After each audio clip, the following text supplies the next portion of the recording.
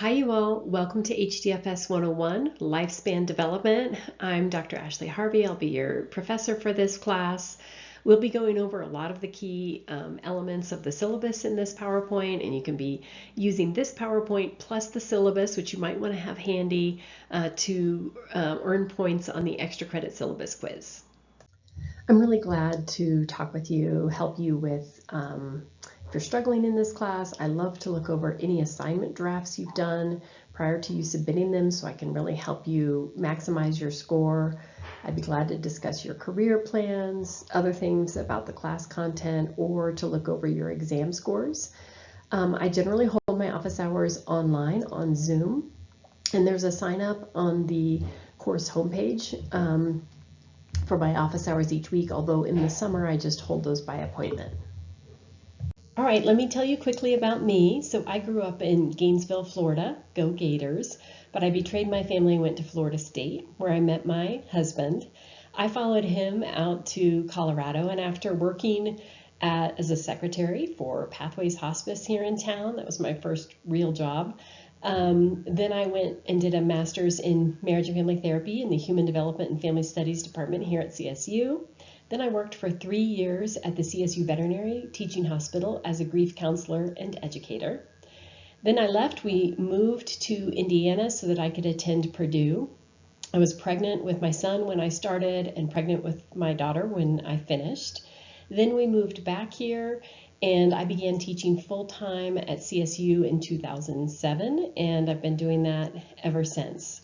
A little bit about my family of origin. You can see that picture there. We are all actually Dr. Harveys because my parents both have PhDs, and my brother recently got a doctorate of ministry. And then you can see a picture of my current family. I have a son who's graduated from college and a daughter in beginning college. And so I definitely have a ton of empathy for what it's like to be a college student right now. We have an excellent teaching assistant team, both graduate and undergraduate support, and you'll have a chance to meet them on campus. Okay, so this is an asynchronous online class. All the assignments are open now with the exception of the exams and the extra credit surveys, so you can work ahead. Now that I've had a couple of kids move from high school to college, I have a sense of how the rules change, and I thought I'd share some of this with you. So now obviously this depends on the instructor. Everybody has different rules, which is tough, and the class size and whether or not it's online or in person. So in my classes, there's no late assignments or exams without a late penalty unless you have documentation from one of the CSU offices that I'll tell you more about. And I don't process doctor's notes at all. In papers, whereas in high school you could use a lot of direct quotes, and I noticed that in college papers we generally discourage that. We will penalize you for having more than one quotation. And so we want you to put things in your own words and then cite the author and the date to give credit for the idea. Instead of referring to your teachers as Mr. or Mrs. in college, because so many people have PhDs, you default to doctor or professor unless they've told you something else. And in face-to-face classes, large face-to-face classes like mine, you don't need to email when you're missing class, arriving late, or leaving early. If there's iClicker points, you might not get all those points, but you don't have to get permission for that. Again, a lot of this varies, and so you want to just kind of pay attention to the rules in the class that you're in. So this is a lifespan development class, basically birth to death. So we're going to start with some theories related to human development, some research methods. We'll move into genetics, prenatal development, birth, infancy, toddlerhood, and early childhood, middle childhood, or the elementary school years, adolescence, emerging adulthood, which is the age of most traditional college students, young adulthood, middle adulthood, and then late adulthood. Once we get into infancy, at every developmental stage, we're going to talk about it in 3 different ways: physical, cognitive, and social and emotional development. So physically, we're going to be talking about how we move, which is called motor development. We'll be talking about brain development, kind of the use of our senses, for example. And then we'll be talking about cognitive development in terms of language development or how we think, and how that develops and changes over time. And then we'll be talking about social and emotional development, our interactions with others, whether that's family or peers, and then also kind of our emotional development and how our emotions, the quality, our experience of our emotions also shifts over time. This is my favorite textbook of all time, for two different reasons. One is it's written from a global perspective, so it includes cultures around the world. We're going to spend a lot of time talking about individualistic versus collectivist cultures and developing and developed countries. And the second reason is that Jeffrey Jensen Arnett, the lead author, is one of the world's experts on emerging adulthood, which is kind of the age of traditionally aged college students. And so I love that when you get to that chapter, you're reading, from one of the main experts on that. The textbook is going to be, you're going to have electronic access to that, and it comes included in Canvas as part of your course. The bookstore is going to charge you for that, a couple of weeks into the semester. And so I've got more details about the current price of that in the syllabus. So it comes automatically. You would actually have to opt out in order to not pay for it. I would not, however, recommend opting out because we are using the My Virtual Child and Adult simulations that come with the textbook. Those are part of our major assignments, so you need to have access to those electronically in order to complete the assignments in this class. So as I mentioned, the textbook is included in your course registration. You don't purchase it separately. And so how you access it, it's electronic. You come into the Canvas class, you click on the Revel link on the home page or modules on the left sidebar. You can view the student registration guide, and then you want to click on Revel Launch and get it set up. It varies depending on whether or not you have a Pearson account. But please do us a favor and enter your first and last name exactly as they appear in Canvas so that we can make sure when we're checking to see if you've completed the simulations that the names are matching up. Again, if you're getting any questions about paying, you should not pay because you're going to be charged through your student account after the drop add period has passed for this class. So included in our textbook package, Pearson Revel, are the My Virtual Life simulations. There's the My Virtual Child and then the My Virtual Life Adult. These are associated with our major assignments in this class. They're going to be required. So in the first simulation, you're going to have a baby and raise it until age 18. And in the second simulation, you're going to raise yourself from age 18 into late adulthood. You don't actually die at the end. All right, so if you're having issues with Revel, and of course troubleshooting can be challenging, we do have troubleshooting tips posted on Canvas. The very first one is to make sure you've unblocked your pop-ups. The next one, and most important one, is to use Chrome. A very common fix is to clear your browser's cache or cookies, and you can always Google how to do that for the browser that you're using. If you're trying to figure out if it's Revel or just you, then you can try a different computer. You can try an on-campus computer. There are laptops available for checkout under Student Resources. And then, of course, you could contact me or Pearson Tech Support. And there's instructions on Canvas for how to do that. Okay, I do have to prepare you. The lectures in this class are long. I teach this class face-to-face on campus, and so you're getting the same lecture material. And you can imagine we meet in a 16-week semester, we meet for almost 45 hours. So that's a lot of potential lecture material to share with you. Hopefully they're interesting. They certainly are the heart of the class. They serve as the foundation for the exams. Exams typically cover lecture material and anywhere that lecture material overlaps with the textbook. So you'll notice that we have some information telling you what you need to know from the textbook and what you can skip.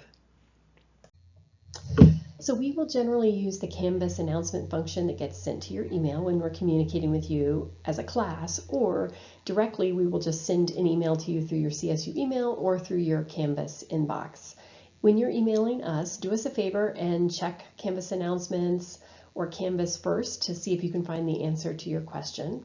If not, when you email us, go ahead and put the course name or course subject number and give your full name so that we know, because the TAs and I are often responsible for multiple classes, so that way we'll know right away which class you're talking about. And give us 24 to 48 hours, not including weekends. Now, we're never going to ignore an email from you, so if you don't hear from us, just send an email again or reach out to me if you reached out to the TA team. If you have questions about an assignment that you submitted, we ask that you email us rather than leaving a comment in the Dropbox. We get so many comments in the Dropbox, it's hard for us to figure out which ones are important and which ones, aren't. Okay. I do want to give you a heads up that I regularly have to file reports with the Student Resolution Center or Student Conduct regarding plagiarism, even if it's unintentional. And so here's the typical reasons. Most recently, it's because people were using an AI platform to write their paper. However, when I meet with them to talk about it, they typically say they just used it to brainstorm or get ideas. So what I would tell you is I think you better avoid it. I wish I could tell you you could use AI to guide it, but I think it's hard for people to use AI without taking too much from it, and then they're not doing their own thinking and their own writing. Similarly, if you are using the sample paper too closely, if you're even if you're putting it in your own words, if you're just kind of taking the ideas from the sample paper or another student's paper, if you take anything word for word from any source, not only do you have to cite it to give credit, but you also have to use quotation marks to let us know that you're taking more than 3 words from a sentence, for example. There's a lot of great resources, as you know, on campus, and I've got these linked up under the homepage on a link called Resources. We'll be going over some of the library guides that are relevant to this class, but you can also walk into the library and get support for research project, but also just technical support for your laptop or if you're struggling with iClicker. We have, of course, the Student Disability Center, which is for anyone who has a diagnosis, mental health diagnosis, learning disorder, physical challenge, concussion, right? Anything like that, either short or long term, that you need to go through the Student Disability Center, and they often have a kind of a long appointment wait time, so you don't want to wait for that. Student case management, which is great for letting you know, just kind of helping you figure out where to get going for resources, and they also provide some absence notifications or verifications in a kind of some limited circumstances. Religious accommodations are available. The Survivor Advocacy and Feminist Education Center, or the SAFE Center, formerly the Women and Gender Advocacy Center, is a great resource. And we have a lot of resources under Rams Against Hunger, food pantries, and also meal swipe programs. Okay, this is how points are distributed in this class, and I'll go over each of these assignments in more detail, but just a couple of takeaways from looking at it. One is there's a lot of things to do in this class, and that's can be good news or bad news. The bad news is there's a lot of things to do. The good news is no one thing is going to make or break you in terms of points. And then the second takeaway is that there's a lot of extra credit in this class. So I do hold firm to my rules, but I have a lot of ways that you can have grace in this class and have extra credit if you struggled or missed something. Okay, so here's my grading scale. There isn't a set grading scale at CSU, so everybody gets to make up their own. One thing that I do want to tell you is that I do give A+. So that's one reason to do the extra credit, even if you've already got an A, is because I will, when I submit grades, kind of go through an extra step to turn your A into an A+. Canvas won't show an A+, but I will submit that into the grading system. And it doesn't change your GPA, but it's pretty cool to see A+ on your transcript. So the policy here just states that once the grades are posted and visible to you, you have a week to let us know that something's not right, that you didn't get the points, or we made an error. We just don't want to be getting a bunch of emails at the end of the semester, about people kind of arguing for points, especially once grades are posted and people are trying to kind of get to a higher score. We don't want people going back and trying to come up with points from early assignments. So just make sure you stay on top of it, check your rubrics and your grades, and make sure everything's okay as we go. I know it's really hard to keep track of all instructors' different policies around late assignments. Mine are that you can submit anything late in this class with the exception of the major exams and extra credit surveys with a 5% per day deduction, and there's no end date on that. Although when you're doing the math after 20 days at 5% per day, there's no points left to deduct. So there's no point in submitting anything that's more than 20 days late. The hard deadline is the Sunday of the last week of class, or the Sunday before finals week if it's a 16-week semester. And that's the last day to submit all assignments with or without documentation. In order to remove your late penalties, I will need documentation from one of these CSU sources: the Student Case Management Center, the Student Disability Center, Religious Accommodations, or the SAFE Center, formerly known as the Women and Gender Advocacy Center. I do have a late policies link on the course homepage that details all this, and I'll often refer students back there rather than have to try to explain all of this in an email. Okay, so what can you expect in terms of workload? So at CSU, a 3-credit class can be anywhere between actually 96 hours of work or 144 hours of work, and this includes any time spent coming to class. I'm going to estimate that the time for this class is around 100 hours. Some people are going to do that a lot more quickly. Some people are going to need more time. So if you're taking this class in a 4-week format, that's 20 to 30 hours per week.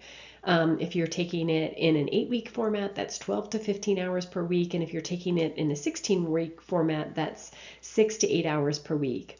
I teach this class both in person and online, so you're getting kind of the exact same amount of work. And so it should be the equivalent amount of time online and face-to-face. All right, we have a handful of online class participation assignments. These may or may not be distributed evenly depending upon the course format that you're in. The assignments and the rubrics requirements for each one vary a little bit, and some of these, depending upon your format, maybe all, are discussions with the possibility of an extra credit reply. We're going to have 4 online exams in this class and drop your lowest one at the end of the semester. Each one is the exact same format, 50 multiple choice questions. Each one covers 3 chapters. The final is not cumulative. These again are online, and they're going to be proctored through Respondus, so using a webcam. If you, for example, don't have a laptop with a working webcam, you can check one out from the CSU Library or the College of Health and Human Sciences Computer Labs, and I've got links on Canvas for how to find that. We are going to allow one double-sided notes page, handwritten notes page during the exam. Let's see, you'll have a 72-hour window to take the exam, and during that window you can do it one time, and you have 60 minutes. If you have extended time on exams from the Student Disability Center, then our GTA will, once you've sent us your letter, our GTA will enter that time and then send you an email to confirm. We do have study guides available. I'll say more about those. And there's an exams link or an exam information link on the course homepage that tells you everything you need to know about the exams.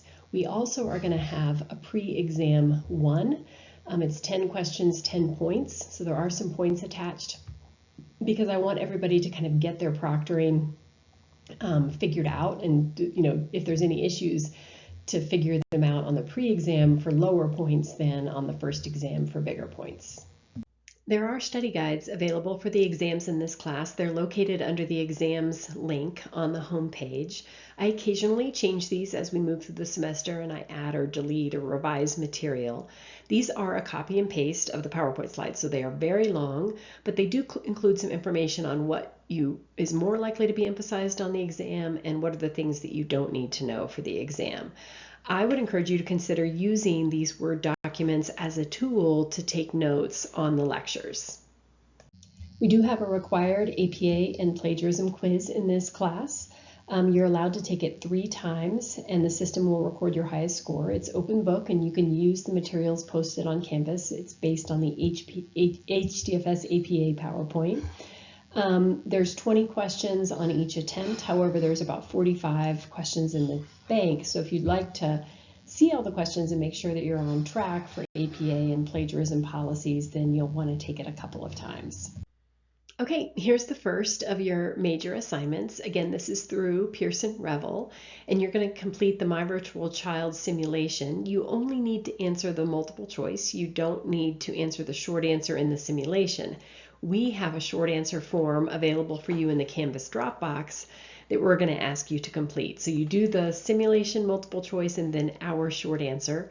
This is long. We estimate that this amount of work is about 15 hours just to complete the simulation and the short answer. And you can check Canvas for the due dates. It's usually due in the second half of the course.